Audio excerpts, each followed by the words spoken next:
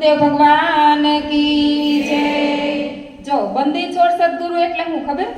બંદી છોડ એટલે આપણી બધી પ્રકારની બેડીઓ છોડી નાખે, તોડી નાખે, એને કહેવાય સમર્થ સદગુરુ। એને શું કહેવાય? સમર્થ સદગુરુ। આ તમારું તપ પાક્યું છે। આપણે જો નરેન્દ્ર મોદી સુધી પહોંચવું હોય તો આપણે ડાયરેક્ટ તો પહોંચી નથી શકતા, પેલા સરપંચને મળવું પડે, ઉપસરપંચને મળવું પડે, ધારાસભ્ય બધાને મળતા મળતા મળતા આપણે ઉપર જઈ। એટલે આ હવે તમારું આ તપ પાકી ગયું છે, એટલે આપણને હવે આ મહર્ષિ સદગુરુ સદાફલદેવ આપણને મળ્યા છે, બરાબર? આ મહર્ષિ સદગુરુ સદાફલ કોણ છે? શૃંગી ઋષિના વંશજ છે, કંપ મુનિના પુત્ર છે। આ બ્રહ્મ વિદ્યાનો યોગ પ્રચારનું કાર્ય છે। આ દંડકવન આશ્રમનું આપણે આવ્યા છે, દંડકવન આશ્રમ આવ્યા છે। ક્યાં આવ્યા છે? દંડકવન આશ્રમ। આ બ્રહ્મ વિદ્યાનો યોગ પેલા હતો જ, ઋષિ મુનિઓ મહર્ષિઓ પેલા કરતા, સાધુ સંતો બધાય પેલા કરતા, પણ આ મહાભારતના યુદ્ધ પછી અનેક શૂરવીર યોદ્ધાઓ બધાય હણાઈને નાશ પામી ગયા, એટલે એના વિયોગમાં ઋષિ મુનિઓ પણ બધા વિયાઈ ગયા, તમને ખબર જ છે। એટલે એની સાથે સાથે આ બ્રહ્મ વિદ્યાનો યોગ પણ વયો ગયો। પછી આ જે સદગુરુ સદાફલદેવ છે એને 17 વર્ષની સાધના કરી, યોગ કરી અને પરમાત્માની પ્રાપ્તિ કરેલી છે। આપણે હમણાં નીચે ભોંયરામાં જાવ ત્યાં બધું છે।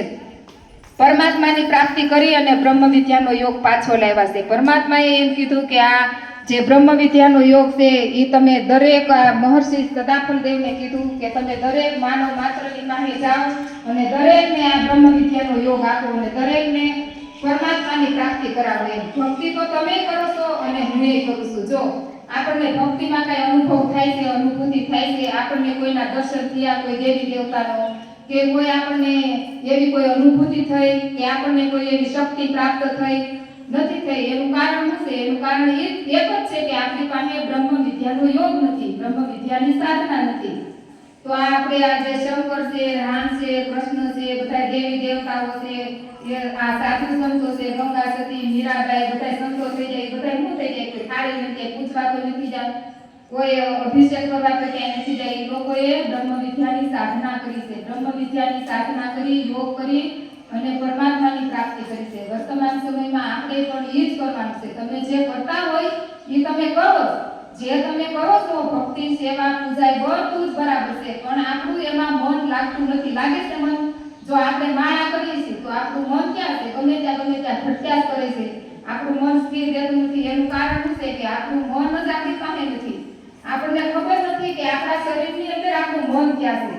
પ્રથમ તો આપણને આપણા શરીરનું જ્ઞાન હોવું જોઈએ, ભક્તિ તો બહુ પછીની વાત છે।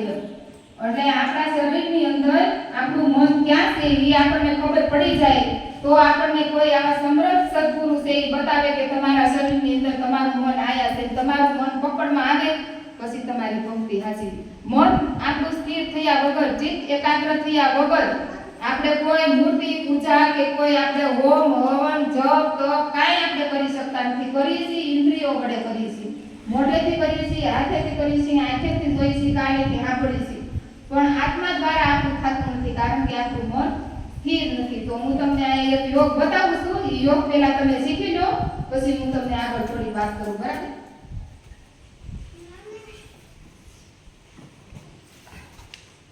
જો ડાબો પગ છે, ડાબો પગ નીચે મૂકવાનો, એની ઉપર જમણો પગ મૂકવાનો, બરાબર? ડાબા પગની ઉપર જમણો પગ મૂકવાનો, ઘૂંટી ઉપર ઘૂંટી આવે એ રીતે બેહો બધા, અને સીધું બેહવાનું, નહીં પ્રકારે બેહવાનું કે નહીં ઢીલું બેહવાનું, શરીરને કમ્ફર્ટેબલ બેહાય એમ બેહવાનું। તો જે લોકોને આર્ધ પદ્માસનમાં ન બેસી શકતા હોય, પલોઠી વાળીને બેસો તોય પણ હાલશે, નીચે કોઈ બેસી શકો તો ખુરશી ઉપર બેસો તોય પણ હાલશે, એમેય નો બેસી શકો, આપણે બીમાર હોય કાંઈ પણ હોય તો તમે સુતા પણ આ યોગ કરી શકો, બધી રીતની સૂઝ છે। પણ આ યોગ કરતી વખતે આપણું શરીર છે જે હલવું ડોલવું ન જોઈએ, સીધું રહેવું જોઈએ, એ રીતે આપણે રહેવાનું, બરાબર? એ રીતે બતાવી દેવું। પછી હવે આપણા શરીરની અંદર આપણું મન ક્યાં છે? આપણા શરીરની અંદર આપણું મન આપણી આંખની સામે છે। જો અહીંયા છે આપણું મન છે ને એ આપણે આંખની સામે છે। આપણે જ્યાં જાય છે ત્યાં આપણું મન જાય છે, જ્યાં આપણે નથી ગયા ત્યાં આપણું મન નથી જતું। આપણે અમેરિકા, લંડન, ઓસ્ટ્રેલિયા નથી ગયા ત્યાં આપણું મન નથી જતું। જે જગ્યાએ આપણે ગયેલા છીએ ત્યાં આપણું મન ખેંચાઈ જાય છે, બરાબર? એટલે આપણે જાગ્રત અવસ્થામાં આપણે જ્યારે જાગેલા હોય ત્યારે આપણું મન છે એ આપણી આંખોની સામે હોય, પછી જ્યારે આપણે ભૂતા હોય તો આપણું મન છે એ હૃદયની અંદર હોય. હૃદયની અંદર હોય એટલે જો આપણને કઈ વિચાર આવે છે, કોઈ પણ પ્રકારના વિચાર નહીં આવે કે કોઈ પણ પ્રકારનું આપણને કઈ ટેન્શન કે એવું નહીં આવે, કારણ કે આપણું મન ભૂતું છે એટલે આપણને શાંતિ લેવા દે, ભોગ લેવા દે છે, બરાબર. પછી આપણે નથી જાગેલા કે નથી ભૂતેલા એવા અર્ધ જાગૃતમાં છીએ, સ્વપ્ન અવસ્થામાં છીએ. તો એ આપણું મન ક્યાં છે? આપણું મન ત્યારે આપણા શરીરની અંદર ગળામાં હિતા નામની નાડીની અંદર છે. ક્યાં છે? ગળામાં હિતા નામની નાડીની અંદર આપણું મન છે. એટલે આપણે નથી સુતેલા કે નથી જાગેલા, એને હિસાબે આપણને સપના આવે, ટેન્શન આવે, તણાવ આવે, ડિપ્રેશન આવે. આપણે ખબર ઘણાની વાત સાંભળવી કે તો લે આજે તો હોતા હતા, હવા થતા તો કાંઈ નહીં, કારણ કે એ ટેન્શનમાં એને હાર્ડ એટેક આવી ગયો. એટલે આપણે આ સાધના કરવાથી મેં તમને જે યોગ બતાવું ને એ યોગ કરશો તમે 10 મિનિટનો યોગ કરી પથારીમાં, અને પછી તમે સૂશો અને તમે પોતે અનુભવ કરશો, તમને ટેન્શન તણાવ કે ડિપ્રેશન નહીં આવે, સપના નહીં આવે, કોઈ પણ પ્રકારનું કાંઈ નહીં આવે. અને આજે ઊંઘો એવા તમે સીધા જ બ્રહ્મ મુહૂર્તમાં 3:30 વાગે ઉઠશો.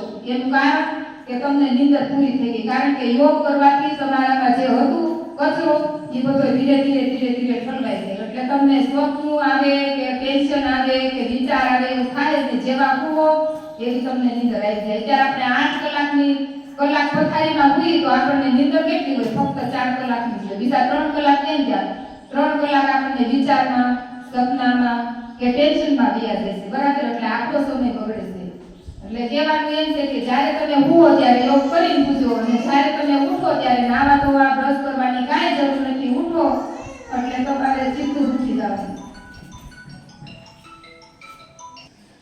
તો તમે મને નહીં જોતા, અને જો આ છે ને આ આત્મા પરમાત્માનું મિલન છે. જો આ 3 આંગળી છે એ સત્વ, તમ અને રજ, પ્રકૃતિના 3 ગુણ છે. તમો ગુણ, રજો ગુણ અને સત્વ ગુણ.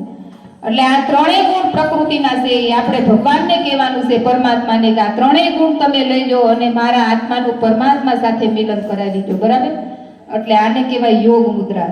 જો આ યોગ મુદ્રા, બંને હાથે આ યોગ મુદ્રા કરી અને આપણે આ ઘૂંટણની ઉપર આપણો હાથ મૂકવાનો છે, સીધો રહે એ રીતે બેહવાનું છે. સીધું નથી આને બેહવાનું વળી ગયેલું, કે નથી ત્રાસું બેહવાનું, કે નથી બહુ ટટારે બેહવાનું. તમને કમ્ફર્ટેબલ પડે એમ તમે બેહજો. શરીરને આલ આવે ને એવી રીતે બેહતા નહીં. શરીરને જો આલ આવશે તો આપણું મન ત્યાં ખેંચાઈ જાય. અને જ્યાં સુધી તમે યોગ કરો, ધ્યાન કરો, ત્યાં સુધી તમે હલતા ડોલતા નહીં, બરાબર.